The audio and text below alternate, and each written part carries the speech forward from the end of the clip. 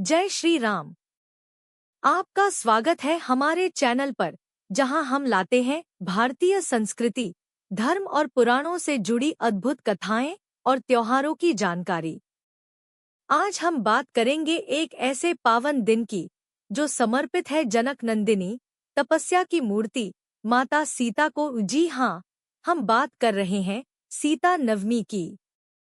Video को अंत तक जरूर देखें और अपने परिवार व दोस्तों के साथ साझा करें। बहुत प्राचीन समय की बात है। मिथिला, जिसे आज जनकपुर कहा जाता है, वहां एक महान और धर्मनिष्ठ राजा राज्य करते थे, राजा जनक। वे न सिर्फ एक शक्तिशाली शासक थे, बल्कि अत्यंत न्यायप्रिय, धर्मपरायण और तपस्वी स्वभाव के थे। उनके राज्य में सुख, समृद्धि और शांति थी, और प्रजा उन्हें अपने पिता समान मानती थी। लेकिन एक समय ऐसा आया जब मिथिला में भयंकर अकाल पड़ा।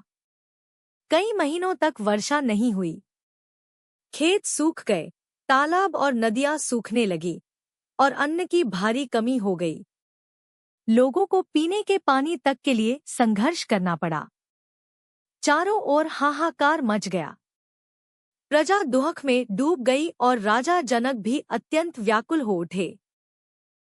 राजा जनक ने इस संकट का हल खोजने के लिए अपने दरबार के ब्राह्मणों, ऋषियों और विद्वानों से सलाह ली। उन्होंने बताया कि यह प्राकृतिक आपदा केवल धार्मिक उपायों और विशेष अनुष्ठानों से ही शांत हो सकती है। सभी ने राजा को भूमि यज्ञ करने की सलाह दी। यह यज्ञ प्रकृति की संतुलन स्थापना और वर्षा की प्राप्ति के लिए किया जाता है। राजा जनक ने इस सलाह को सहर्ष स्वीकार किया और यज्ञ की तैयारियां शुरू कर दी। यज्ञ की एक महत्वपूर्ण विधि यह थी कि राजा स्वयं खेत में हल चलाकर भूमि को जोतें, ताकि धरती की शक्ति जागृत हो और वर्षा का आह्वान हो सके। यहीं से माता सीता की पावन कथा आरंभ होती है।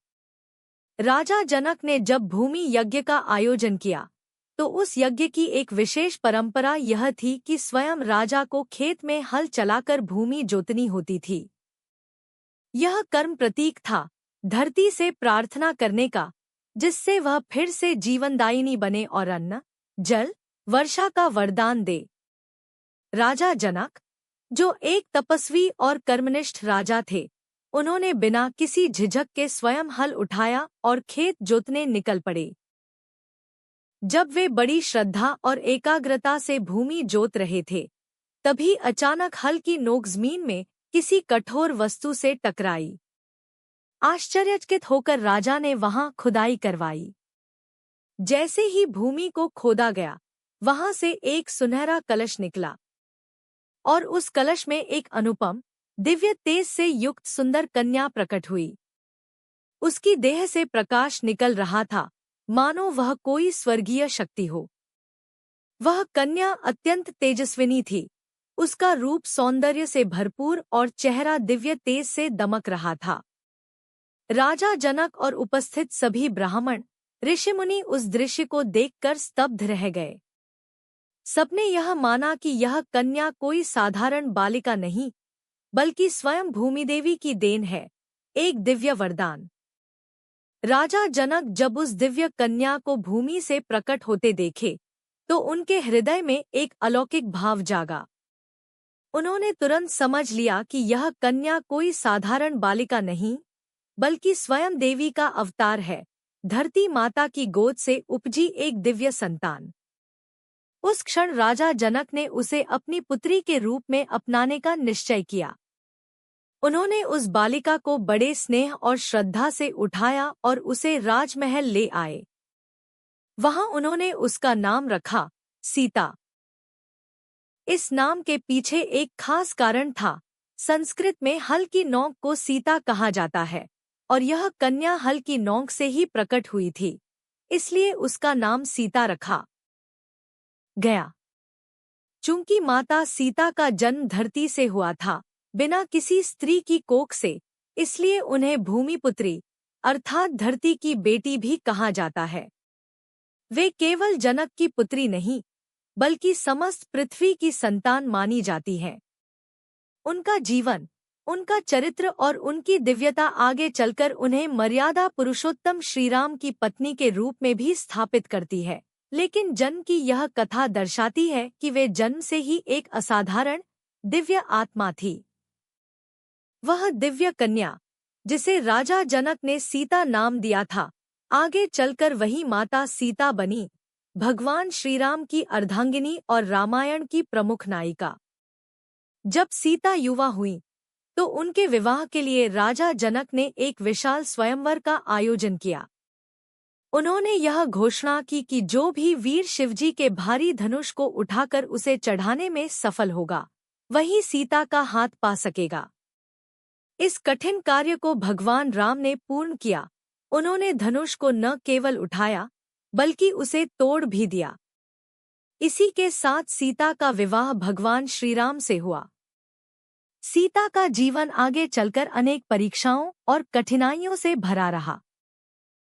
वनवास, रावण द्वारा अपहरण, अग्नि परीक्षा और अंत में धरती में वापसी।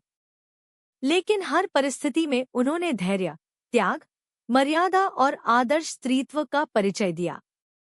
माता सीता को भारतीय संस्कृति में सहनशीलता, पवित्रता और नारी गरिमा की प्रतीक माना जाता है।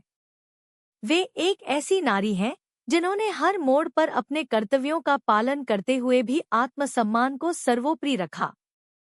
सीता नवमी के दिन का महत्व। सीता नवमी, जिसे जानकी नवमी भी कहा जाता है, हिंदू पंचांग के अनुसार वैशाख शुक्ल पक्ष की नवमी तिथि को मनाया जाता है। यह दिन माता सीता के अवतरण की स्मृति में मनाया जाता है और इसे अत्यंत पवित्र और पुण्यदायक माना जाता है। इस दिन का सबसे बड़ा महत्व यह है कि यह नारी शक्ति, त्याग, शील और मर्यादा के प्रतीक रूप में माता सीता के जीवन को सम्मान देने का अवसर है। माता सीता को नारी धर्म का सर्वोत्तम आदर्श माना जाता है। उनका जीवन संपूर्ण स्त्री जाति के लिए प्रेरणा का स्रोत है। इस दिन विशेष रूप से विवाहित महिलाएं माता सीता की पूजा करती हैं और अपने सुहाग की लंबी उम्र, पारिवारिक सुख शांति और संतान की भलाई के लिए व्रत रखती हैं। वे सुबह स्नान कर व्रत का संकल्प लेती हैं और दिन भर उपवास कर माता सीता और भगवान राम की युगल मूर्ति या चित्र का पूजन करती हैं। पूजन में विशेष रूप से पुष्प, फल, अक्षत, रोली, हल्दी, चूड़ी, सिंदूर और भोग अर्पित किए जाते हैं। कथा सुनने के बाद आरती की जाती है और अंत में व्रत का पारण किया जाता है। इस दिन सीताराम की कथा सुनना, धार्मिक ग्रंथों का पाठ करना और गरीबों को अन्न, वस्त्र या धन का दान करना बहुत पुण्यदायक माना गया है। कहा जाता है कि जो भक्त श्रद्धा से इस दिन व्रत रखता है, उसकी वैवाहिक जीवन में मधुरता बनी रहती है और परिवार में सुख समृद्धि का वास होता है। सीता नवमी केवल एक धार्मिक पर्व नहीं, बल्कि भारतीय संस्कृति में नारी की गरिमा और आदर्शों का उत्सव भी है।